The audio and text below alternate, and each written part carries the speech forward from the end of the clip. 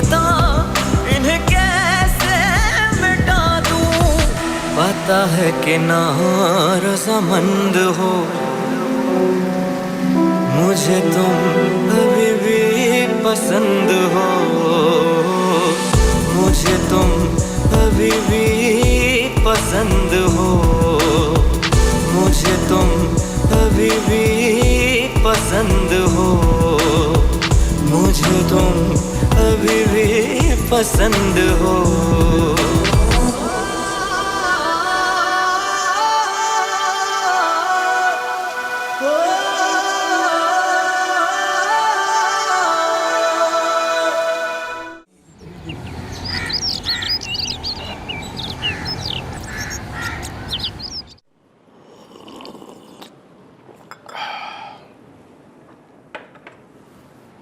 वो जी मैं जानता हूं कि मेरे मकान की हालत कुछ ज्यादा अच्छी नहीं है, बल्कि मैंने तो बाजी मेहरुन्निसा से कहा भी था कि ये घर तब्दील कर लें, क्योंकि मुझे यहां पर एलिवेशन करवानी है, मगर वो नहीं मानती थी जी। मैं तो पूरी रात एक ही बात सोचता रहा और उस पर परेशान होता रहा बिया। सोच रहा था खुदा ना खास्ता अगर मेहरुन्निसा आंटी होती, उनके साथ ये सब कुछ होता तो पता नहीं उन्होंने इनकार क्यों किया। दरअसल ये लोग ना 20 साल से इस घर में रह रहे हैं, इसलिए बाजी मेहरुन्निसा को ना उनसियत हो गई थी इस घर से। इसीलिए तो मेरे बार बार कहने पर ना वो ये घर छोड़ना ही नहीं चाहती थी। खुदा का खौफ करे मलिक साहब, घर ठीक कराना और खाली करने का कहना दो अलग अलग बातें हैं। अल्लाह बख्शे जी बाजी जी को। मुझसे कहा करती थी कि मलिक मेरी मौत के बाद ना इस घर को दोबारा तामीर कराना, जब तक ब्याह बेटी भी अपने घर की हो चुकी होगी, उसके बाद तुम जिसको भी चाहे ना किराए पे मकान दे देना। अम्मी के चले जाने के बाद मैं इस घर को आबाद रखना चाहती हूँ। ये घर आप मुझे किराए पर दे दें अंकल। ओ पुत्र जी, और तुम्हारा घर तो अल्लाह ने बसा दिया है, और तुम क्या करोगी इस पुराने घर में रहकर। और वैसे भी मैंने ना इस घर को गिराकर प्लाजा बनाने का सोचा हुआ है, और मेरा पुत्र है ना उसने तो इसके नक्शे वक्शे भी बना लिए हैं जी। और अल्लाह का शुक्र है कि ये छत खुद ही गिर गई, वरना मैं मजदूरों को लेकर ना इसको तोड़वाने वाला था। अंकल मेरी आपसे दरख्वास्त है कि आप मुझसे ज्यादा किराया ले लें, लेकिन मेरी और अम्मी की बहुत यादें हैं इस घर के साथ। मैं ये घर नहीं छोड़ना चाहती। ओ पुत्र, बात ज्यादा या कम की नहीं है। जब तक मेहरुन्निसा बाजी जिंदा थी ना, जब तक मैंने बहुत लिहाज कर लिया। अब मैं घाटे का सौदा नहीं कर सकता, ठीक है। और वैसे भी तुम्हारा घर तो बस गया है, तुम्हारा यहाँ रहना तो बनता ही नहीं है।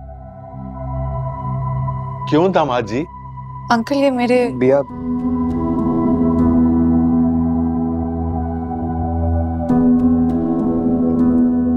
मैं तुम्हारे जज्बात समझ सकता हूं। तुम्हारी बहुत सी यादें जुड़ी हैं इस घर से, लेकिन अब इस शहर में तुम्हारा कोई नहीं है। मैं तुम्हें अकेला नहीं रहने दूंगा, प्लीज। देखो पुत्र, मैं हूं कारोबारी बंदा, इससे ज्यादा लिहाज नहीं कर सकता। और वैसे भी तुम तो ससुराल वाली हो गई हो, अपने ससुराल को आबाद करो। इस पुराने घर में रहकर क्या करोगी भला? और हाँ, शाम तक ये मकान खाली कर लें आप लोग तो बड़ी मेहरबानी होगी। कल से मजदूर ना इस मकान को तोड़फोड़ शुरू कर देंगे, समझे आप? सुन लिया, खुदा हाफिज।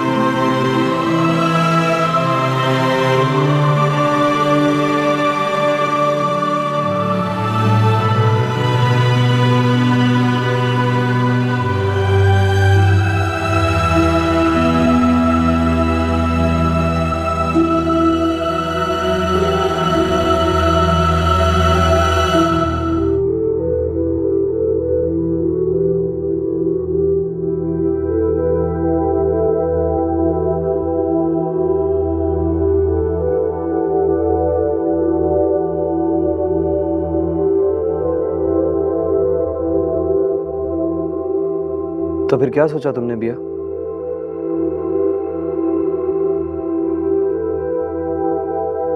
मैं क्या सोचूं?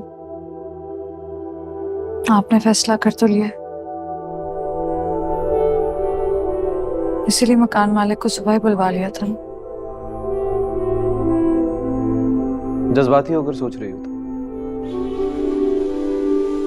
तुम अभी तक उसके निकाह में हो और तुम उसकी इजाजत से यहां नहीं आई। चाची को अच्छी तरह से जानता हूं मैं, उन्होंने घर में किसी को भी सच नहीं बताया होगा। घर में इस वक्त एक तूफान होगा। आप डर गए उनके गुस्से से?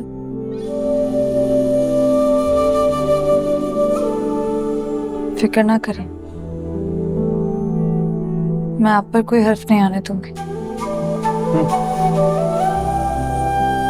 डर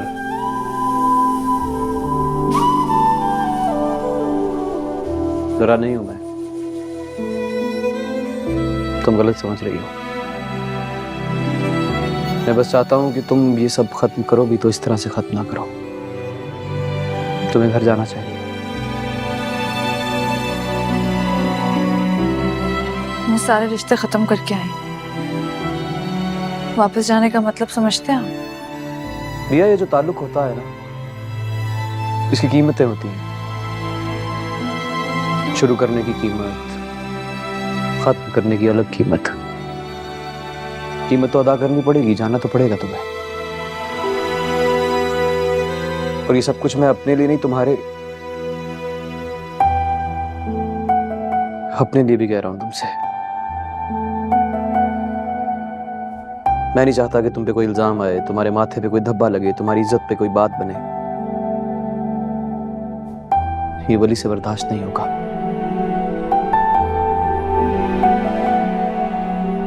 तुम्हें घर वापस जाने का मशवरा देना मेरा फर्ज था, अपना फर्ज अदा किया मैंने। पर फैसला तुम्हारा है। तुम जो फैसला करोगी मेरी सर आंखों पे। और मेरी एक बात हमेशा याद रखना बिया, तुम्हारा साथ देने का वादा सिर्फ और सिर्फ मेहरून से आंटी के साथ नहीं किया था, वली ने अपने साथ भी किया था। साथ तो खड़ा रहूंगा हमेशा।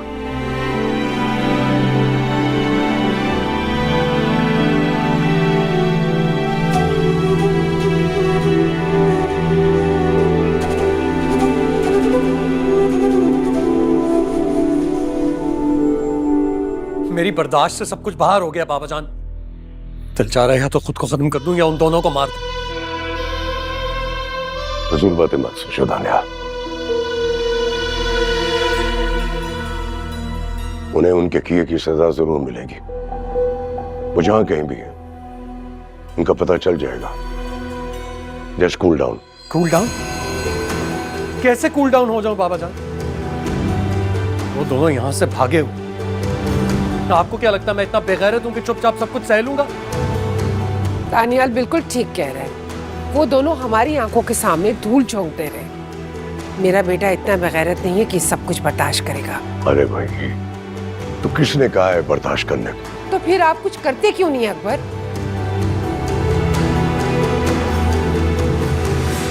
मैं नहीं चाहता कि दानियाल जज्बात में आके कोई उल्टा सीधा कदम उठाए। उसका नवाबशाह जाना जरूरी नहीं था। आपके जहन में ये क्यों नहीं आ रहा? ये क्यों नहीं आ रहा कि जादूगर की जान उसके तोते में होती है? और एक बार हमने उस तोते को अपनी गिरफ्त में कर लिया तो समझे जादूगर खुद ब खुद चल के हमारे पास आ जाएगा। तुम्हारा इशारा मेहरून निशा की तरफ है। जी बाबा जान। फिक्र नहीं करो, मैंने इसलिए राजू को पहले ही नवाबशाह की तरफ रवाना कर दिया था। जल्द हमें रिपोर्ट देगा। लेकिन बाबा जान, मेरा वहां जाना जरूरी है। तुम्हारा यहाँ इस शहर में रहना जरूरी है। किसी को शक नहीं होना चाहिए कि इस घर में क्या चल रहा है। जी।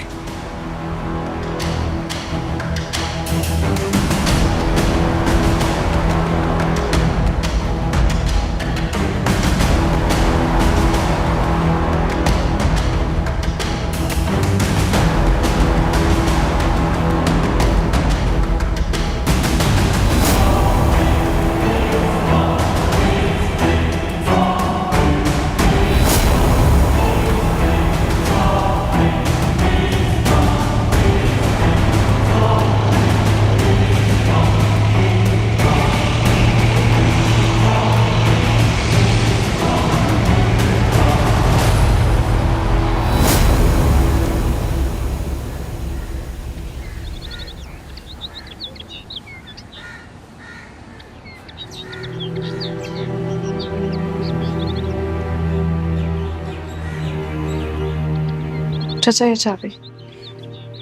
बेटा अगर ये सामान भी साथ ले जाती तो मेरे लिए आसानी हो जाती। चाचा आप कुछ दिनों के लिए सामान अपने पास अमानत के तौर पर रख लीं। मैं बहुत जल्द इसे यहाँ से ले जाऊँ। खुदा तुम्हें हमेशा हंसता बसता रखे। तुम्हारा शौहर बहुत अच्छा है। इसने तुम्हारी माँ की तदफीन बिल्कुल सगे बेटों की तरह की। आजकल कौन सा दामाद ऐसा करता है?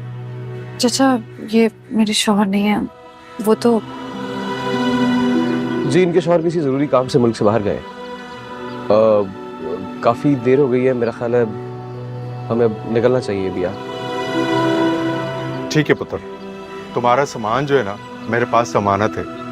जब तुम यहाँ आओ तो मुझसे ले लेना। शुक्रिया चाचा। जीती रहो।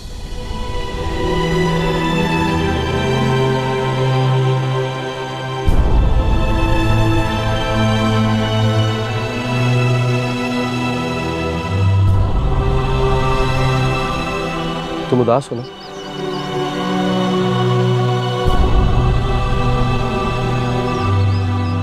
मैंने अपनी जिंदगी का